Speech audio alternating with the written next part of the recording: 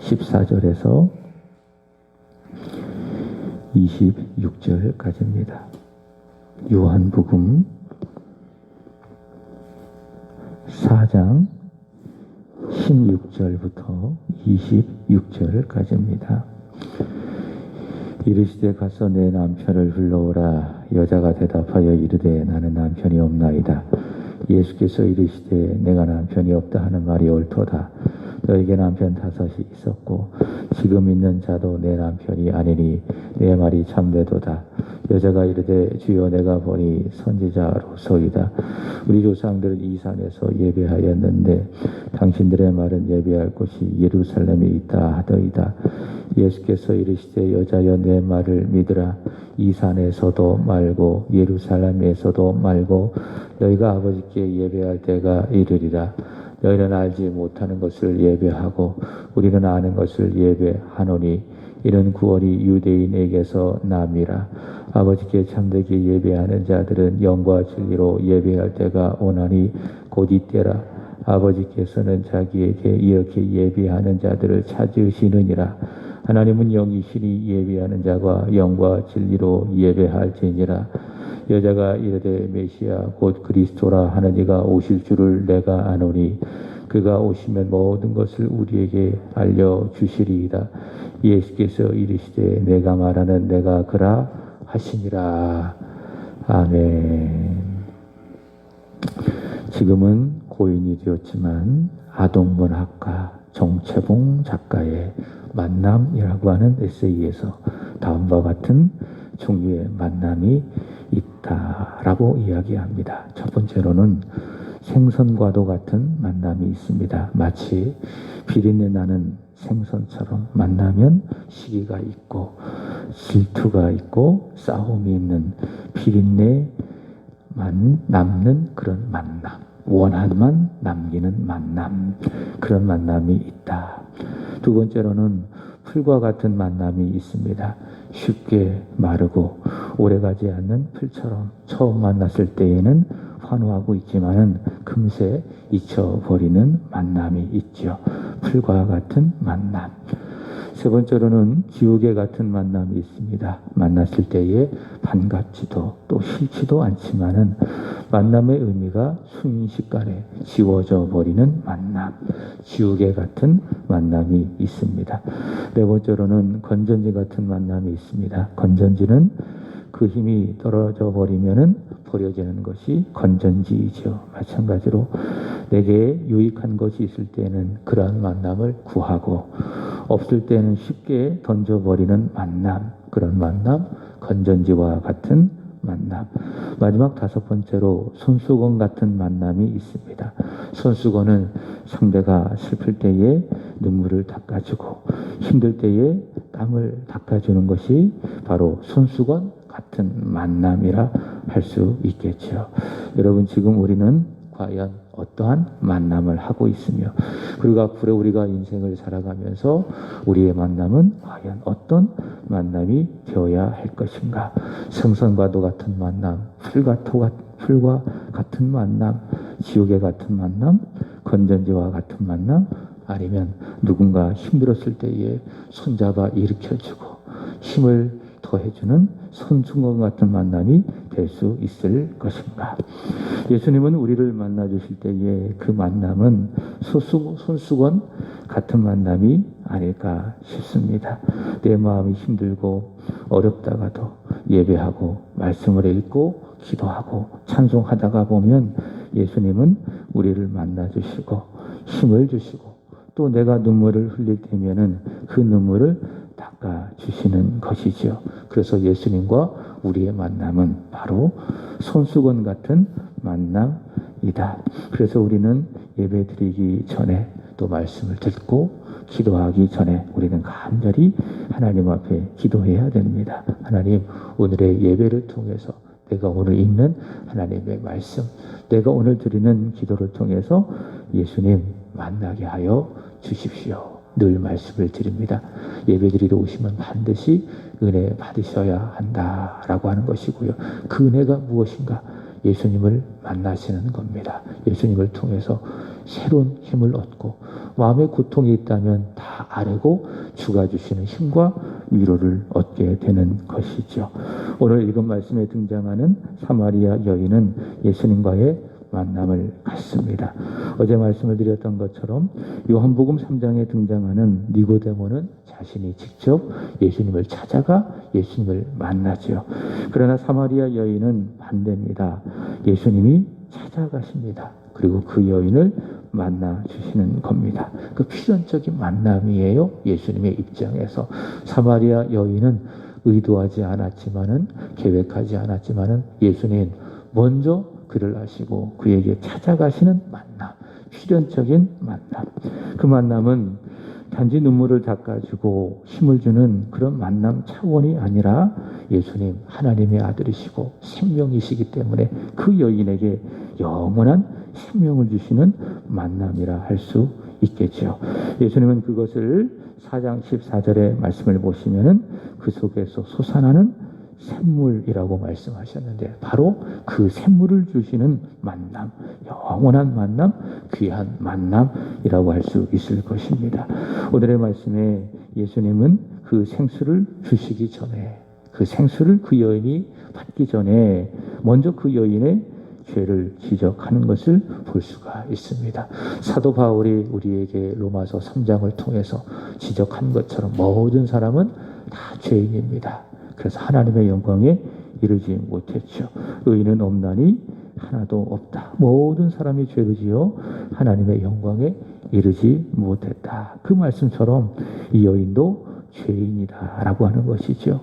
그러면 이 여인이 죄인이라고 하는 증거가 있습니다. 본문 16절 말씀을 보시면은 이런 말씀이 있습니다. 예수님께서 그 여인에게 말씀하십니다. 가서 내 남편을 불러오라. 지금같이 살고 있는 그 남자를 불러오라 라고 말씀하고 있습니다. 18절 말씀을 보시면은 이런 말씀이 있습니다. 너에게 남편 5이 있었고 지금 있는 자도 내 남편이 아니니 내 말이 참되도다. 5번이나 만나고 헤어졌던 그 잘못된 만남, 바로 그 만남이 그 여인이 죄인이다 라고 하는 증거.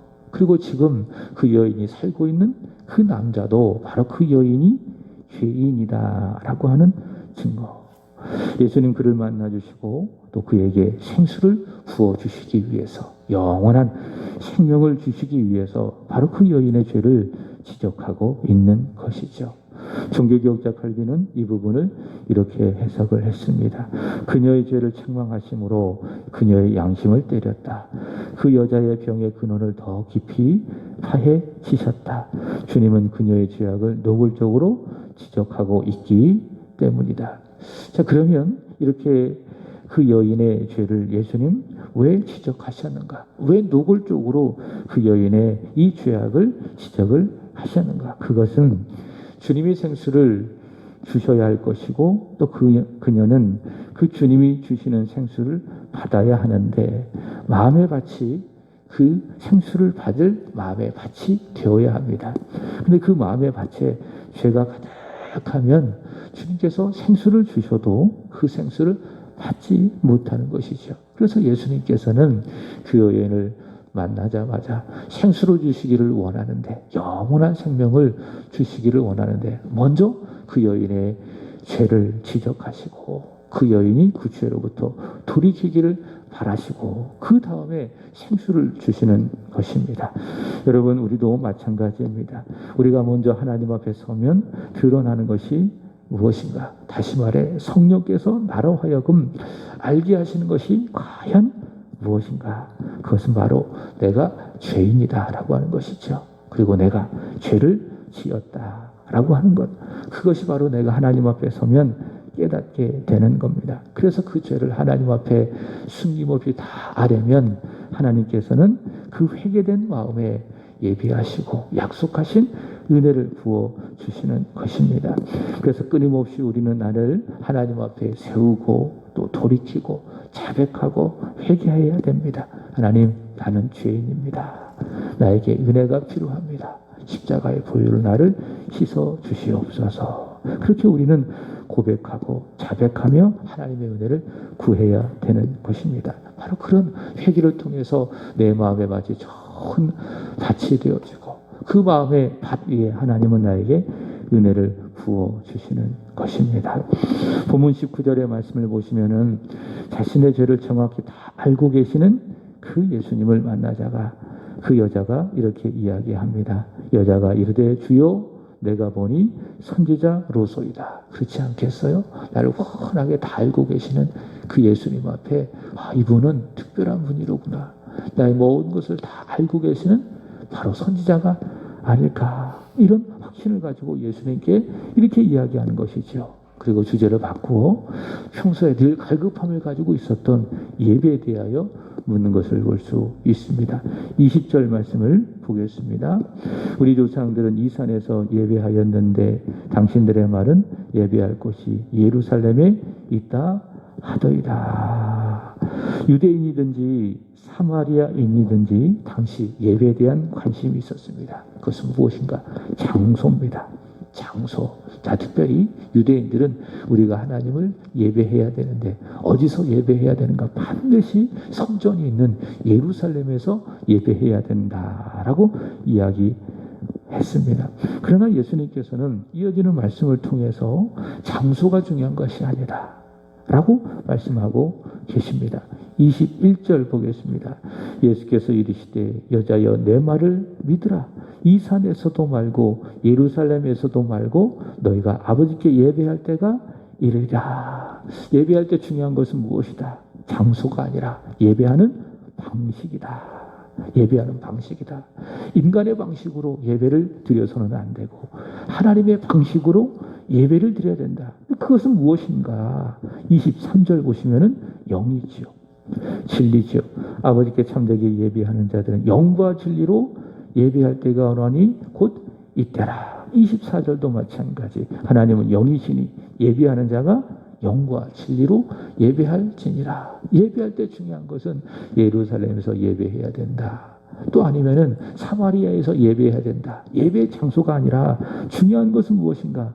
예배하는 방식이다. 영 안에서 진리 안에서 하나님을 예배해야 된다. 그것이 바로 예수 그리스도의 답이었습니다. 여러분, 우리가 예배드릴 때 바로 그런 것이 필요하죠. 내 생각, 내 지식, 내 경험, 그동안 내가 드려왔던 예배의 그 방식들을 다 먼저 버리는 겁니다. 오직 성령 안에서, 진리 안에서. 여기서 영이라고 하는 말은 내 영혼, 내 전심, 내 마음, 그런 것이 아니라 성령을 말하는 겁니다. 그리고 진리를 말하는 겁니다. 같은 의미죠. 성령 안에서, 진리 안에서 예배 드려야 된다. 바꿔 이야기한다면 나를 깨트리지 못하면 온전한 예배를 드릴 수 없고 그 예배를 성공할 수 없다. 우리가 바로 예배할 때 그런 마음을 가져야 합니다. 그러니까 내가 다 죽어야 합니다. 내가 다 사라져야 합니다. 그게 예배입니다. 구약제사가 바로 그런 것 아니겠습니까? 번제, 소제, 화목제, 소제, 속죄제. 이 모든 제사들의 기본적인 특징은 무엇이냐? 그 제물이 죽어야 되는 거예요. 죽지 못하면은 그 제사가 하나님 앞에 연락될 수가 없습니다. 우리가 드려지는 예배도 마찬가지입니다. 내가 죽어야 돼요. 내가 깨어져야 돼요. 내가 다 사라져야 돼요. 그리고 오직 성령 안에서 진리를 따라 하나님 앞에 예배 드려야 됩니다. 그동안 내가 이런 마음으로 예배 드려왔기 때문에, 그동안 그렇게 예배했기 때문에 그것대로 예배한다. 안 돼요. 예배할 때마다 새로운 마음이 있어야 돼요. 내가 죽어야 된다. 내가 깨어져야 된다. 하나님이 바라시는 방식으로 예배해야 된다. 그것이 바로 예수님께서 말씀하신 영과 진리의 예배이다 라고 하는 것이죠. 바로 그런 예배가 성공되는 예배라 할 수 있을 것입니다. 예배는 무엇인가? 예배는 만남입니다. 예배는 하나님과의 만남입니다. 이 여인이 예수님을 만났던 것처럼 예배는 뭐냐? 하나님과의 만남. 예수 십자가의 공로를 의지하여 영이신 하나님 앞에 나아가 오늘 나에게 임재하신 살아계신 하나님을 만나는 것, 그것이 바로 예배이다 라고 하는 겁니다. 그래서 내가 예배를 통하여 예배를 드리면서 하나님을 만나면 내 믿음이 부흥되는 거예요. 영혼이 잘 되는 겁니다. 그럼 우리 인생에 성공하는 것이죠. 반대로 우리가 예배를 드려도 예배가 안 되면요, 다시 말해 예배를 드려도 예배의 은혜를 받지 못하면은, 하나님을 만나지 못하면은 믿음이 연약해지는 거예요. 그럼 내 인생도 버거워지고 힘들어지는 것 아니겠습니까? 그렇다면 우리가 어떻게 예배를 통해서 하나님을 만날 수 있는가? 어떻게 우리가 예배에 성공할 수 있는가? 그것은 나를 버리는 거예요. 나를 깨뜨리는 거예요.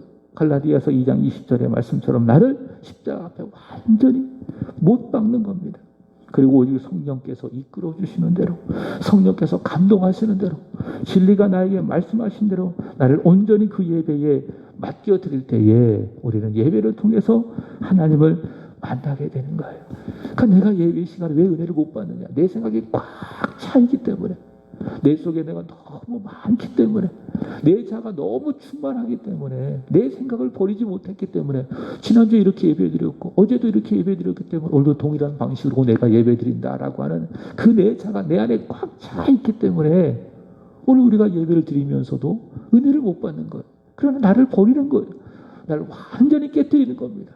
십자가에 못 박는 겁니다. 주님, 내 속에 내가 없습니다. 오직 주님만 있습니다. 성령이여 나를 이끌어 주옵소서, 진리로 나에게 말씀하여 주옵소서. 이러한 믿음으로 우리가 하나님 앞에 예배할 때에 우리는 그 예배를 통해서 하나님을 만나게 되는 거죠. 그러면 내 믿음이 좋아지고 내 영혼이 잘 되어지고, 그리고 범사도 잘 되고 형통하게 되는 것입니다. 그래서 늘 말씀을 드리잖아요. 예배의 성공자가 됩시다. 예배에 성공하게 되어지면은 믿음에 성공하고, 믿음에 성공하면 인생에 성공하게 되는 것이죠. 예수님께서는 바로 이 사마리아 여인과의 만남을 통하여 바로 예배를 말씀하고 계셨습니다. 예배는 하나님과의 만남이다. 우리는 영과 진리로 하나님을 예배해야 하나님을 만날 수 있다. 예배에 성공할 수 있다. 예수님 그렇게 말씀해 주셨습니다. 여러분, 저와 여러분도 예배자가 되기를 바랍니다. 예배의 성공자가 되기를 바랍니다. 그리고 믿지 않는 우리의 형제, 자매, 고륙의 친척들도 다 예수를 믿고 하나님 앞에 서서 예배함으로 말미암아 하나님을 예배를 통하여 만나는 예배자가 되기를 바라고, 또 그것을 위해서 간절히 기도하는 이 시간이 되기를 바랍니다. 기도하겠습니다. 하나님 아버지, 이 시간 우리가 예수님을 만나기를 원합니다. 내 마음의 슬픔을 거두시고 내 눈의 눈물을 닦아주시는 우리 예수님을 만나기를 원합니다. 내가 죄인임을 알게 하여 주시고 자백하고 회개하게 하사 큰 은혜를 부어주시는 우리 주님 만나기를 원합니다. 매 시간 이곳에서 드려지는 예배, 나를 버리고 오직 성령 안에서 진리로 드려지는 예배를 통하여 하나님을 만나기를 원합니다. 우리의 평생이 우리의 드려지는 믿음의 예배, 영과 진리의 예배를 통하여 예수 그리스도와의 만남, 하나님 아버지와의 만남이 있게 하여 주옵소서. 예배에 성공하여 우리의 영혼이 잘되게 알려주시고 영혼이 잘됨으로 말미암아 범사도 잘되고 형통하는 복이 있도록 축복하여 주옵소서. 하나님, 아직도 이 예수님과의 만남을 갖지 못한 채 죽은 우리의 형제, 우리의 자매, 우리의 고륙의 친척들을 불쌍히 여겨 주시고 그들을 다시 한번 가슴으로 끌어안고 이 한 주간 간절히 기도하오니 하나님, 그들의 영혼의 구원이 있게 하여 주옵소서. 예수 믿게 하여 주시고 그들 또한 우리처럼 하나님 앞에 나와 예배를 통하여 살아계신 하나님을 만나는 은혜가 있도록 축복하여 주시옵소서. 하나님, 오늘은 이 구역을 위하여 기도드립니다. 우리 박종수, 강미선 권사님 가정, 박예찬, 박예성, 우시숙 권사님, 전지수, 김승기 권사님, 변준식, 변혜령, 정진수 허순덕 집사님, 정수목, 정재우, 우리 김영숙 성도님, 그리고 김영호 어머님, 윤관준, 최희롱님, 하나님 이들을 기억해 주시기를 원합니다. 지금 이름을 부르며 기도한 이 구역에 속한 지체들, 하나님 이들에게 하늘에 속한 은혜를 주시고 믿음을 주시고 사마리아 여인처럼 하나님 모두가 다 살아계신 우리 예수님을 만나게 하여 주옵소서. 이미 주님을 만났다면 하나님 영과 진리 안에서 그 만남이 더욱더 깊어지게 하여 주시고, 아직 만나지 못했다면 주님의 부르심 앞에 믿음으로 나와 예배함으로 말미암아 주를 만나는 은혜가 있게 하여 주시옵소서. 하나님, 이 구역을 부흥시켜 주시옵소서. 믿음이 부흥되게 하여 주시고, 가정도 일터도 자녀도 부흥되게 하여 주시고, 사업도 부흥되게 하여 주시고, 하나님께서 만들어 가시는 하나님의 부흥이 충만한 구역, 이 구역이 되게 하여 주시옵소서. 하나님, 주님 앞에 드려지는 1000번째 있습니다. 우리 이병구 집사님 148번째, 우리 전지수 224번째, 우리 주님 앞에 믿음으로 드려지오니 기쁘게 흠양하여 주시기를 간절히 원하며, 거룩한 소망을 주 안에서 이루어 주시고, 이 세상을 살아가는 날 동안에 물질로 인하여 어려움 당하지 아니하도록 우리 하나님이 넉넉히 채워 주옵소서. 특별히 시험을 앞둔 우리 지수 마음의 평안함을 주시고 육체의 강건함을 주시기를 원하며, 주님 기뻐하시고 주님 원하신다면 올해 좋은 결과로 우리 하나님 앞에 영광이 되게 하여 주시고, 우리 권사님에게도 큰 기쁨이 되게 하여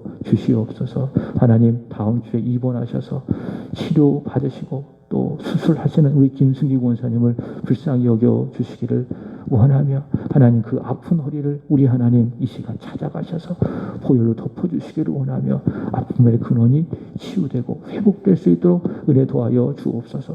육신의 연약함으로 말미암아 마음 연약해지지 아니하게 하여 주시고, 오히려 이럴 때 더 마음이 강건하여서 하나님 붙들고 기도하며 승리하시는 권사님 되게 하여 주옵소서. 우리 이종태 목사님을 긍휼히 여겨 주시기를 간절히 원하며, 하나님의 마음으로 하나님의 성령으로 충만하게 하여 주셔서 연약한 육신도 넉넉히 감당하고 이겨내신 귀하신 목사님, 중고등부 아이들에게 하나님의 말씀을, 생명의 말씀을 온전히 증거하신 우리 목사님 되게 하여 주시옵소서. 이 새벽에도 하나님 앞에 기도하시는 우리 집사님 그리고 우리 권사님들을 기억해 주시기를 원하며, 오늘도 이전에서 드려진 우리의 모든 기도가 하나님의 손에, 하나님의 마음에 드는 기도, 하나님의 뜻대로 구하는 기도 되게 하여 주옵소서. 감사하며 구주 예수님의 이름으로 기도하옵나이다. 아멘. 하늘에 계신 우리 아버지여, 이름이 거룩히 여김을 받으시오며 나라에 임하옵시며 뜻이 하늘에서 이루어진 것 같이 땅에서도 이루어지리라. 오늘날 우리에게 일용할 양식을 주옵시고, 우리가 우리에게 죄 지은 자를 사하여 줄 것 같이 우리 죄를 사하여 주옵시고, 우리를 시험에 들게 하지 마옵시고 다만